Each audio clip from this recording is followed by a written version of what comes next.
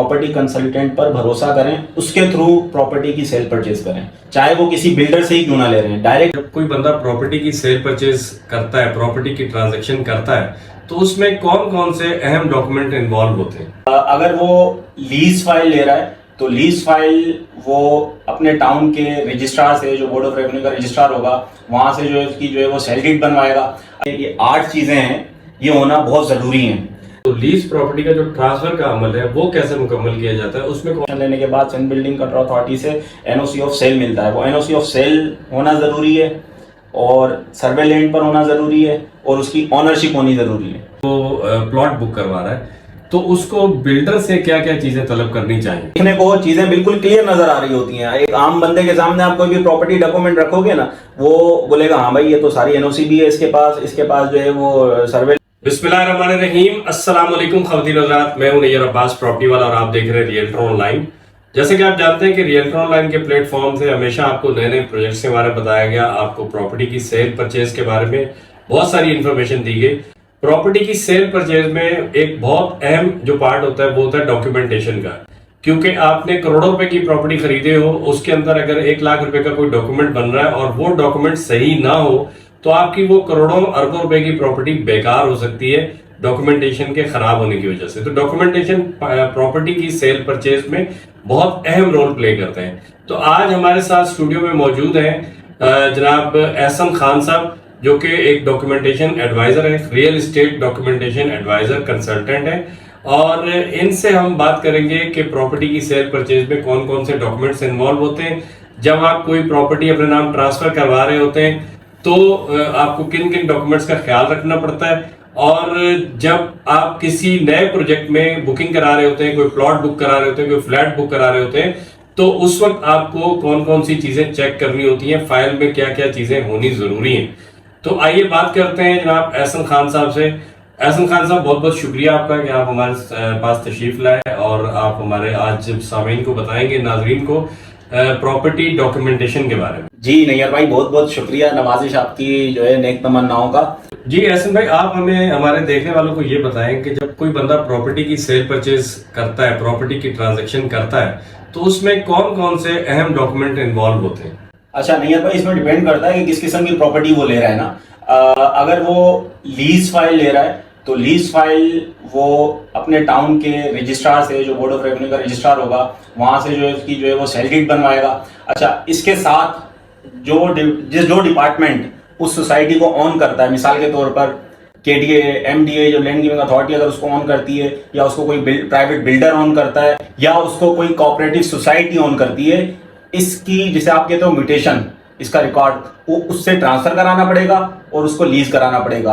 और अगर बिल्डर ने या कोऑपरेटिव सोसाइटी ने या लैंड गिविंग अथॉरिटी ने अभी तक लीज अनाउंस नहीं की है उस प्लॉट की या उस फ्लैट की, तो उसको सिर्फ और सिर्फ ट्रांसफर का जो है वो डॉक्यूमेंटेशन के ट्रांसफर के प्रोसेस से गुजरना होगा। इसमें ये इन डॉक्यूमेंट्स की इन्वॉल्वमेंट है। अच्छा, एक सवाल ये किया जाता है कि अगर कोई बंदा लीज प्रॉपर्टी ले रहा होता है तो उसका ट्रांसफर कैसे होता है और कहां कहां से करवाना पड़ता है? देखिए, अगर कोई बंदा लीज प्रॉपर्टी ले रहा है तो इसमें भी 3 किस्में आ जाती हैं। अच्छा, ये 3 किस्में कंटिन्यूस पे भी चलेंगे। हम कराची की अगर हम बात करें, और मुख्तलिफ सिटीज की मुख्तलिफ प्रोसीजर्स हैं जो मेन है और रिलेटेड हैं सारे। अगर ये आप समझ लेंगे, इसको आवाम हमारी ये समझ लेगी, तो उसको आसानी होगी दूसरे सिटीज की डॉक्यूमेंटेशन को समझने के लिए। जो बेसिक्स हैं वो मैं आपको बता रहा हूँ। अच्छा, इसमें जो लीज करवाने जा रहा है, तो कराची में 18 रजिस्ट्रार है ना, 18 टाउन है, तो उसमें जो है वो अपना लीज रजिस्ट्रार से लीज करवाएगा और अपने नाम की सेल डीड बनवाएगा। वो सेल डीड उसकी होगी और कोऑपरेटिव सोसाइटी या लैंड गिविंग अथॉरिटी से उसकी ट्रांसफर होगी। ये प्रोसीजर है उसका सारा। साथ साथ आप ये भी बताएं कि अगर कोई बंदा ऐसी प्रॉपर्टी खरीद रहा है जो कि लीज हुई हुई है, तो वो जब प्रॉपर्टी लेने जाता है कोई एक बायर, तो वो उसकी फाइल में कौन कौन से डॉक्यूमेंट उसको देखने चाहिए, फाइल में क्या क्या चीजें लीज प्रॉपर्टी की मौजूद होती है? देखिए, अगर कोई बंदा लीज प्रॉपर्टी ले रहा है तो मेरे हिसाब से ये 8 चीजें हैं, ये होना बहुत जरूरी है। नंबर 1, जैसे लैंड गिविंग अथॉरिटीज का मैं कह रहा हूँ, लैंड गिविंग अथॉरिटी मिसाल के तौर पे केडीए, एमडीए, एलडीए, डीएचए, ये सारी लैंड गिविंग अथॉरिटीज हैं कराची में, ठीक है। और दूसरी साइड पर कोऑपरेटिव सोसाइटीज आ जाती हैं, तीसरी साइड पे प्राइवेट बिल्डर्स के प्रोजेक्ट्स आ जाते हैं। अच्छा, इनकी ओरिजिनल फाइल होना बहुत जरूरी है। ठीक है, अगर बिल्डर प्रोजेक्ट है तो बिल्डर की ओरिजिनल फाइल होना जरूरी है, केडीए की फाइल होना जरूरी है, और अगर कोऑपरेटिव सोसाइटी है उसकी ओरिजिनल फाइल होना जरूरी है। ये सारी चीजें जो मैं बताऊंगा ये ओरिजिनल फॉर्म में होना बहुत जरूरी है, डुप्लीकेट इसमें नहीं चलेगी। अगर डुप्लीकेट होगी तो उस सूरत में क्या होगा तो आने वाली वीडियो में हम आप बता देंगे आपको ना। अब ये सवाल जो आपने किया उसी को कंटिन्यू करें। अच्छा, दूसरे नंबर पर केडीए, जो land giving authority, cooperative society, builder, इनकी ओरिजिनल रिसिप्ट्स होना बहुत जरूरी है। तीसरे नंबर पर कॉस्ट ऑफ लैंड जो उसने पेड हुई है, जो रिसिप्ट्स की सूरत में, ये सारा आपने देख लेना है। चौथे नंबर पर इसका अलॉटमेंट होना बहुत जरूरी है। अच्छा, ये तीसरे नंबर पे अलॉटमेंट होना जरूरी है। चौथे नंबर पर एक्नॉलेजमेंट ऑफ पोजीशन, ये उसमें आप देख लें। पांचवें नंबर पे पोजीशन लेटर, ये आपने देखना है। अच्छा, छठे नंबर पे साइट प्लान होगा उसके अंदर आपके प्लॉट का, वो साइट प्लान आपने देखना है। अच्छा, इसके अलावा सातवें नंबर पर जो चीज आपने देखनी है, A to Z owner sale deed record उसमें होना चाहिए। मिसाल के तौर पे प्रॉपर्टी फर्स्ट ओनर से लेके लास्ट ओनर तक जो पहुंची उसके दरमियान जो सेल डीडें हुई, जो डॉक्यूमेंटेशन हुई, वो सारी ओरिजिनल फॉर्म में होना बहुत जरूरी है। अच्छा, आठवीं चीज पर और फाइनल आपने ये देखना है कि A to Z इसी तरह इसकी म्यूटेशन होना भी बहुत जरूरी है। जो लीज के साथ साथ हम कंसर्न अथॉरिटी से जो ट्रांसफर भी करवाते हैं उसकी सारी म्यूटेशन होना, ट्रांसफर होना, one by one, step by step, वो चीज होना जरूरी है। तो ये 8 चीजें, ये अगर आप देख लेंगे तो इंशाल्लाह आप एक सेफ एंड सिक्योर डॉक्यूमेंट अपनी प्रॉपर्टी का जो है वो देख सकेंगे, ले सकेंगे। अच्छा, इसके साथ एडिशनल चीजें आ जाती हैं। मिसाल के तौर पे अगर आप इसमें कोई प्रोजेक्ट है, कमर्शियल प्रोजेक्ट है, उसमें आप एनओसी अगर आप इसमें ऐड कर लेते हो तो ये एडिशनल चीजें ये हो जाएं तो बहुत अच्छी बात है। जैसे एनओसी हो गया, इसमें अप्रूवल मैप जो नक्शा होता है वो हो गया। सोसाइटी है तो सोसाइटी का जो है एनओसी ऑफ सेल आपके पास अगर इसमें होगा, उसके अंदर जो फॉर्म 7 होता है, फॉर्म 2 होता है, इसकी भी अगर आपके पास कॉपियां होंगी तो आपकी फाइल और ज्यादा स्टेबल कहलाएगी। जी बिल्कुल, आपने बहुत अच्छा एक्सप्लेन किया। अब मैं आपसे ये पूछना चाहूंगा कि जब एक कोई लीज प्रॉपर्टी खरीदता है कोई शख्स, तो लीज प्रॉपर्टी का जो ट्रांसफर का अमल है वो कैसे मुकम्मल किया जाता है, उसमें कौन कौन से मराइल इन्वॉल्व होते हैं? सबसे पहली चीज नैयर भाई, अगर आप कोई प्रॉपर्टी का सौदा करने जा रहे हैं, ठीक है, तो उसमें सबसे पहले आपने ये देखना है कि जिसके नाम पर फाइल है, अगर वो एक बंदे के नाम पर है या उसके एक ही फाइल के 10 ओनर हैं, वो 10 के 10 आपके सामने होना जरूरी है। उनके ओरिजिनल CNIC के साथ आप उनको अपने सामने मौजूद देखोगे, उनके सामने आप एग्रीमेंट अगर आप जब करोगे, जब आप एग्रीमेंट करने जाते हो प्रॉपर्टी खरीदने के बाद, एग्रीमेंट जब आप करते हो तो एग्रीमेंट पे भी सबके नाम मेंशन होना जरूरी है कि मैं इनसे सौदा खरीद रहा हूँ। उस खरीदने के बाद फिर जब पेमेंट मुकम्मल हो, पे ऑर्डर बनता है मुकम्मल पेमेंट का, तो उसके बाद आप अपने जो आपको जो कंसल्टेंट होता है, जो डॉक्यूमेंटेशन कंसल्टेंट है, जो वकील है, उससे आप अपने डॉक्यूमेंटेशन की जो है प्रिपरेशन करवाते हो। वो प्रिपेयर करने के बाद वो आपको डॉक्यूमेंट बना के दे देगा और आपको टाइम दे देगा कि जी रजिस्ट्रार ऑफिस में आपकी जो है वो लीज होने जा रही है, आपके नाम पे ट्रांसफर होने जा रही है, पे ऑर्डर लेकर आ जाएं। अच्छा, ये फाइनल पेमेंट आप उसको उसी वक्त दोगे जब आप साइन करेगा वो आपको ना, आप वो आपके साइन करेगा तो आपके नाम पर ये लीज हो जाएगी। उसके बाद सेकंड आता है कि अगर वो केडीए डिपार्टमेंट की फाइल है, MDA की फाइल है, लैंड गिविंग अथॉरिटी की फाइल है, तो वो केडीए जो एरिया का केडीए का ऑफिस है वहां जाके केडीए से भी ट्रांसफर करवाएगा और उसकी जो है रजिस्ट्रार से लीज भी करवाएगा अपने नाम पर, जिसे आप सेल डीड कहते हैं। ठीक है। अच्छा, अगर बिल्डर प्रोजेक्ट है तो बिल्डर के ऑफिस से उसको जो है वो अपने नाम पे करवाएगा ट्रांसफर और रजिस्ट्रार से अपने नाम पे वो उसकी सेल डीड बनवाएगा। ठीक है। अगर तीसरे कोऑपरेटिव सोसाइटी का भी यही सेम प्रोसीजर है। तो ये मराहिल हैं जिनसे गुजरकर अगर आप किसी से प्रॉपर्टी लेते हो तो आप एक सेफ एंड सिक्योर वे में प्रॉपर्टी ले सकते हो। अच्छा, अब ये बताइएगा कि लीज की तो हमने बात कर ली, अब बहुत सारी प्रॉपर्टीज ऐसी होती हैं जो अभी तक लीज हुई नहीं है, वो ट्रांसफर प्रॉपर्टी कहलाती है, या फिर ऐसी प्रॉपर्टी होती है कि जो अभी बुकिंग पे चल रही है, एक बंदे ने खरीदी, वो किस्तें दे रहा है, फिर वो बीच में ही सेल कर देता है, बिल्डर फाइल हम उसको कहते हैं। तो ऐसी प्रॉपर्टी जो है वो उसको ट्रांसफर कराते वक्त, एक बंदा खरीद रहा है अगर कोई रनिंग प्रॉपर्टी, तो उसको ट्रांसफर कराते वक्त किन चीजों का ख्याल रखना चाहिए, फाइल में क्या क्या चीजें चेक करनी चाहिए? जी, उसमें भी इसी तरह जो है 2 तरह के प्रोसीजर हैं। एक लैंड गिविंग अथॉरिटी का ट्रांसफर होता है और एक बिल्डर ट्रांसफर होता है। अगर आप उसकी लीज अभी हैंड ओवर नहीं करी, आप कोई फाइल ट्रांसफर जो मार्केट में चल रही होती है, ये ट्रांसफर फाइल है, तो ये ट्रांसफर फाइल वही होती है जो बिल्डर अभी तक उसकी लीज नहीं दी है, बिल्डर ने या लैंडिंग अथॉरिटी ने अभी लीज अनाउंस नहीं की है, तो वो फाइलें मार्केट में बिकती हैं। उसमें अगर आप वो परचेज करने जाते हो तो उस पर डिपेंड करता है कि अभी ऑन द डेट बिल्डर ने अभी सिर्फ कॉस्ट ऑफ लैंड ली है या अलॉटमेंट भी वो अनाउंस कर चुका है, ठीक है। अलॉटमेंट के बाद फिर वो अनाउंस करेगा एक्नॉलेजमेंट ऑफ पोजीशन, तो उसके बाद वो अनाउंस करेगा पोजीशन, उसके बाद जाके वो अनाउंस करेगा लीज। तो ये आपने देखना है कि बिल्डर ने इस वक्त तक अभी कॉस्ट ऑफ लैंड पे की है या कॉस्ट ऑफ लैंड के साथ अलॉटमेंट भी इशू कर दिया है उसका, ठीक है। तो अगर अलॉटमेंट इशू कर दिया है तो कॉस्ट ऑफ लैंड के साथ उसका अलॉटमेंट होना जरूरी है, ठीक है। उसकी रिसिप्ट सारी मुकम्मल ओरिजिनल फॉर्म में होना जरूरी है, अलॉटमेंट भी ओरिजिनल फॉर्म में होना जरूरी है। और उसके बाद पोजीशन लेटर अगर है तो पोजीशन लेटर भी अनाउंस नहीं हुआ है, वो एक अलग बात है, तो फिर उसकी जरूरत नहीं है।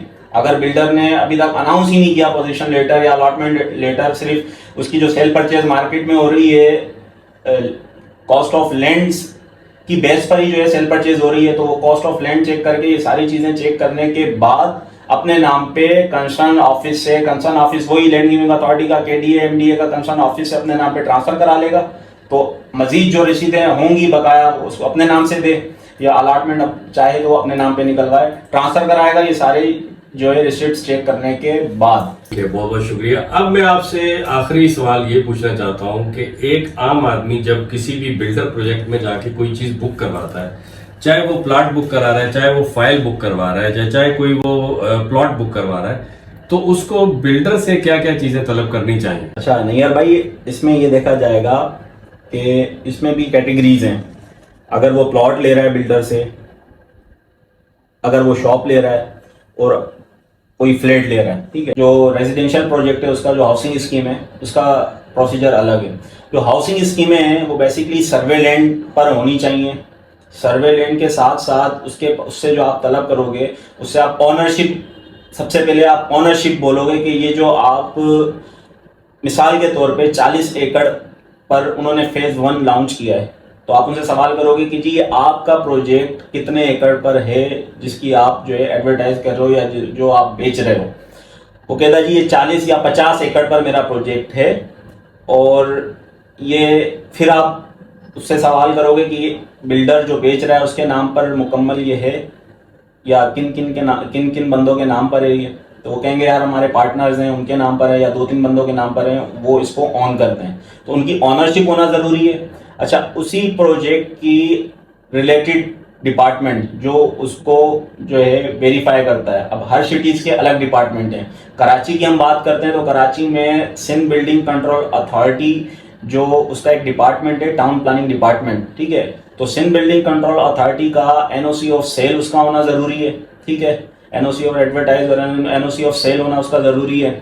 उसके अलावा सर्वे लैंड पर आप उससे पूछोगे कि ये जो आपका प्रोजेक्ट है ये सर्वे लैंड पर है, ठीक है। फार्म 2, फार्म 7 से फार्म, बेसिकली जो सर्वे लैंड्स होती हैं वो ज़्यादातर जो ट्रेंड में है वो ज़राई ज़मीनें होती हैं। ज़राई ज़मीन को फार्म 7 से फार्म 2 पे कन्वर्ट किया जाता है। कन्वर्ट करने के बाद जो है वो उसको प्रॉपर कमर्शलाइज रेजिडेंशियल एक फॉर्म में कन्वर्ट करने के बाद जो है वो टाउन प्लानिंग डिपार्टमेंट से प्रॉपर उसकी परमिशन लेने के बाद सिंध बिल्डिंग कंट्रोल अथॉरिटी से एनओसी ऑफ सेल मिलता है। वो एनओसी ऑफ सेल होना ज़रूरी है और सर्वे लैंड पर होना ज़रूरी है और उसकी ऑनरशिप होनी ज़रूरी है। आपने ये कहा कि ये चीजें जो भी आपने चेक करने के लिए कहा, तो हमारे यहाँ जो सिस्टम है इस तरह का कि जो बिल्डर है वो हर आदमी को तो ये चीजें चेक नहीं कराता और ना ही हर आदमी ये चीजें चेक कर सकता है। जहां पे भी जाएगा वहां पे भी उसको दुश्वारी पेश आएगी।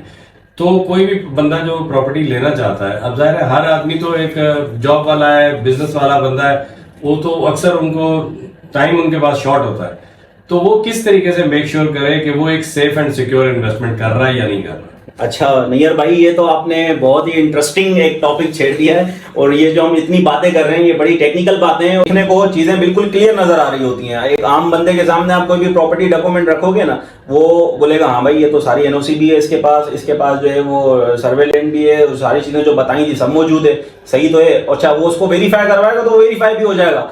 तो उसके बाद भी वेरीफाई होने के बाद भी, क्योंकि पाकिस्तान है, हमारा अलमिया है, इस पे जो है डिपार्टमेंट से भी कहूँगा कि गौर व फिक्र करना चाहिए। लेकिन वो वेरीफाई भी हो जाएगा और वो आपको सही भी लगेगा, लेकिन वो सही होगा नहीं। वो बाद में आपको पता चलेगा ये आपके साथ हो गया धोखा।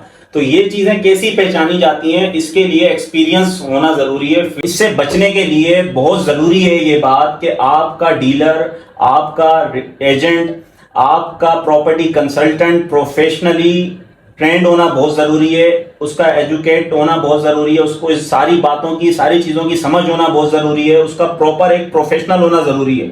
आप जिस पर ट्रस्ट कर रहे हैं, जिस पर आप अपनी जिंदगी की जमा पूंजी लगा रहे हैं, तो ये सोच कर ना लगाएं कि जी मेरे चाचा का दोस्त है, मेरा चाचा है, मेरा मामा है, उसने भी उससे इन्वेस्टमेंट कराई थी तो फायदा हुआ था, कि जी बस मैंने भी ट्रस्ट करके। आप ट्रस्ट नहीं करें। ट्रस्ट किया जाता है किसी रियलिस्टिक चीजों को, हकाइक और दलाइल को सामने रखकर किसी पर ट्रस्ट किया जाता है, और फिर बिजनेस कॉम्बिनेशन बनने में टाइम लगता है। तो आपका बहुत जरूरी है कि जिस एजेंट पे आप जो है, जिस एजेंट से आप प्रॉपर्टी ले रहे हैं, और प्रॉपर्टी लेते वक्त एक तो मार्केट में ये भी होता है कि जी डायरेक्ट सौदा कर लेते हैं, तो मैं तो इसको फेवर नहीं करता, और कोई भी प्रोफेशनल बंदा इसको फेवर नहीं करेगा। आप प्रॉपर्टी लेते वक्त या बेचते वक्त एक प्रोफेशनल एजेंट को बीच में रखना बहुत जरूरी है आपका। वो आपको और दोनों पार्टियों को सिक्योर वे में, दोनों को सेफ रख के चल रहा होता है, उसके ऊपर एक जिम्मेदारी होती है। डायरेक्ट सौदा तो मेरे ख्याल से बिल्डर से भी नहीं करना चाहिए, क्योंकि बिल्डर के भी आप कोई प्रोजेक्ट बुक करवाने जा रहे हैं तो जो उनके डीलर्स होते हैं उसके थ्रू अगर आप लेंगे तो कल को अगर कोई मसला आता है तो वो डीलर उसको फेस करेगा। अगर आप डायरेक्ट लेते हैं तो बिल्डर हर एक की तो बात नहीं सुनते उस वक्त, अगर कोई मसला आ जाता है तो डीलर्स तो फिर भी उनको जो है वो कहते हैं कि चले जी आप अपने नुमाइंदे भेज दें, वो उनसे हम बात करते हैं। अवल के तो कभी ऐसा मसला आएगा नहीं अगर आप इसी प्रॉपर डीलर से लेंगे, लेकिन अगर मसला आ भी जाता तो आपका मसला डीलर हल कर सकता है, आप खुद हल नहीं कर सकते। देखें नैयर भाई, हमारे फैमिली डॉक्टर्स होते हैं ना, तो हम फैमिली डॉक्टर्स को जो है उसके ओपिनियन से, उसकी कंसल्टेशन में रहकर जो है वो सारी चीज़ें करवा रहे हैं। अगर हमें कोई मेजर सर्जरी करवानी है, मेजर ऑपरेट करवाना है, फिर भी हम उससे जो है मशवरे में होते हैं अपने जो फैमिली डॉक्टर है। तो इसी तरह आपका एक फैमिली कंसल्टेंट, प्रॉपर्टी कंसल्टेंट होना चाहिए, जो आपको सही तरीके से गाइड करे और उसको, और वो प्रोफेशनली स्किल्स उसके डेवलप हों, वो प्रोफेशनली हो, उसका जो है इसकी सारी चीज़ों की उसको नॉलेज हो, वो एक्सपर्ट हो। वो अगर आपसे किसी बिल्डर से भी अगर आपको बुकिंग करा कर देगा ना, तो वो सारी चीज़ों को समझता है। अच्छा, जो प्रैक्टिकली इस फील्ड में काम करते हैं ना, ये सारी चीज़ें उनको समझ में आती हैं कि जी ये सारी चीज़ें इसमें पूरी हैं या नहीं है, इसमें कहाँ मसला है, कहाँ मसला नहीं है। कुछ मसले ऐसे होते हैं वो आपको अवामी तौर पर, और अमूमन 90% लोग रियल एस्टेट से हटकर जितने भी प्रोफेशनल लोग हैं, वो बड़े बड़े लोग, बड़े बड़े प्रोफेशनल लोग, प्रोफेसर लोग इसमें गलती कर जाते हैं। तो कभी भी अपने ऊपर भरोसा करके इसका इतना बड़ा डिसीजन नहीं लेना चाहिए। किसी जो है प्रॉपर प्रोफेशनली कंसल्टेंट को हायर करना चाहिए, उसको चेक करा के उसकी कंसल्टेंसी में सारी चीज़ें ये करनी चाहिए। तो अगर ये सारी चीज़ें आप करेंगे तो आपकी जमा पूंजी सालों की, महीनों की और पूरी ज़िंदगी की वो सेफ रहेगी, सिक्योर रहेगी, और इंशाल्लाह आप कभी धोखा नहीं खाएंगे। बिल्कुल आपने सही कहा जी। जो भी मैं भी इस मामले में लोगों को यही कहता हूं कि आप कभी भी कोई प्रॉपर्टी खरीद रहे हो तो जिस तरीके से आप अपनी दवाई खुद तजवीज़ नहीं कर सकते, इसी तरीके से आप अपने लिए कोई प्रॉपर्टी भी खुद तजवीज़ नहीं कर सकते। बहुत सारी चीज़ें आपको बहुत अच्छी लग रही होती हैं, आपके रिश्तेदार, आपके दोस्त अहबाब आपको बता रहे होते हैं कि नहीं मैंने उधर ली थी, वो मुझे बड़ा फायदा हुआ, तू भी ले ले। तो ये फायदा नसीब, जो नुकसान है ना, ये इसमें तो हमारी किस्मत का भी अमल दखल बहुत है, लेकिन आप अपनी जो समझदारी है उसका जरूर इस्तेमाल करें कि किसी कंसल्टेंट बंदे से आप इसका फैसला करवाएं। नैयर भाई, इसमें ये देखें ना कि लोग ये नहीं देखते यार, उसका एक पूरा, उसने अपनी जिंदगियां, लोगों ने अपनी जिंदगियां दे दी हैं। ठीक, किसी किसी का ये फैमिली बिजनेस होता है, उसको सारी चीजों की हाव न है, उसका रात दिन का ये काम है। तो उसकी आप जो है मतलब बड़े लोगों का ये कहना है कि या तो आप नुकसान उठा के तजर्बा ले लो, या तो आप किसी तजर्बेकार बंदे की कंसल्टेंसी में आके उसके मशवरे पे चलो, तो उससे तजर्बा ले लो। तो कोई नुकसान उठा के सीखता है और कोई जो है वो किसी के तजर्बे से सीखता है। तो बेहतर वही है कि आप किसी के तजर्बे से सीखो, किसी प्रोफेशनली ट्रेंड जो है आपका ब्रोकर, जो एजेंट या कंसल्टेंट है, उसके थ्रू ये सारे मामला करो, तो आपके मामला सेफ एंड सिक्योर रहेंगे। तो लोगों को चाहिए कि किसी अच्छे और एतमाद के काबिल प्रॉपर्टी कंसल्टेंट पर भरोसा करें, उसके थ्रू प्रॉपर्टी की सेल परचेज करें, चाहे वो किसी बिल्डर से ही क्यों ना ले रहे हैं। डायरेक्ट बिल्डर के ऑफिस में जाके फाइल ना खरीदें, एडवर्टाइज पर ना जाएं, किसी की कंसल्टेंसी में आकर आप बिल्डर से परचेज करना चाहें या ओपन मार्केट में कहीं भी परचेज करना चाहें कर सकते हैं, लेकिन किसी की कंसल्टेंसी के साथ। बहुत बहुत शुक्रिया एहसन खान साहब। और आप सबसे गुजारिश है कि आपने, अगर ये हमारा एक नया वीडियो था, मतलब इसमें हमने डॉक्यूमेंटेशन की बात की, आज तक पहले हमने इतनी ज़्यादा डिटेल में डॉक्यूमेंटेशन की बात नहीं की, तो आज की वीडियो में असल में बताना आपको ये चाह रहे थे कि डॉक्यूमेंटेशन का काम भी कोई इतना आसान काम नहीं है, ये और बहुत अहम काम है। आपकी जो डॉक्यूमेंटेशन का काम है ये ज़्यादा से ज़्यादा 2 लाख, 75,000, 80,000, 50,000, 20,000 का हो सकता है, लेकिन ये आपकी करोड़ों रुपए की प्रॉपर्टी का जो है ना सत्यानाश कर सकता है अगर ये सही ना हो। डॉक्यूमेंटेशन का काम बहुत अहम है।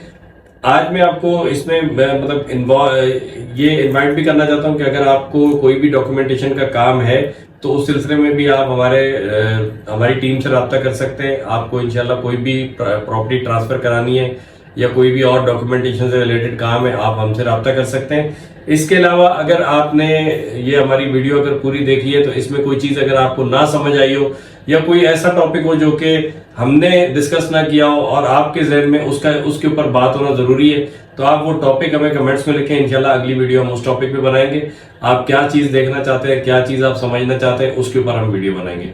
तो आज मैं अपने मेहमान का बहुत बहुत शुक्रिया अदा करते हुए आपसे इजाज़त चाहूँगा और आपका शुक्रिया अदा करना चाहूँगा कि आपने इतना टाइम निकाला हमारी वीडियो देखने के लिए। अपना ख्याल रखिए। अल्लाह हाफिज़। पाकिस्तान जिंदाबाद।